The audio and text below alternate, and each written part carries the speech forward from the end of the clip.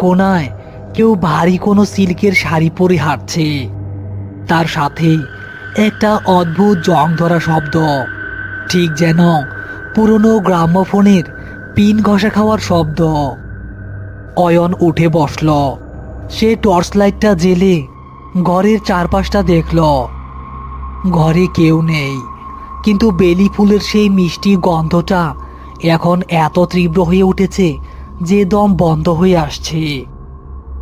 অয়ন খাট থেকে নামল।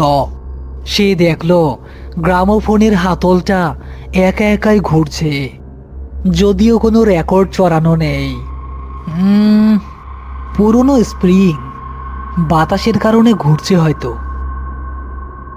হঠাৎ গ্রামোফোনের স্পিকার থেকে একটা খুব পুরনো কর্কশ নারী কণ্ঠের গান ভেসে এলো। শব্দটা যেন বহু দূর থেকে কোনো পাতালপুরি থেকে ভেসে আসছে। আয়নের মেরুদণ্ড বেয়ে এক শীতল স্রোত নেমে গেল।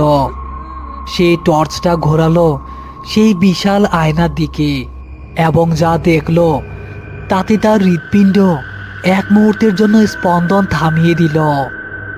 আয়নার ভেতরে অয়নের প্রতিবিম্ব দাঁড়িয়ে আছে, কিন্তু অয়ন নিজে আয়নার দিকে টর্চ তাক করে থাকলেও আয়নার ভেতরের অয়ন টর্চ ধরে নেই।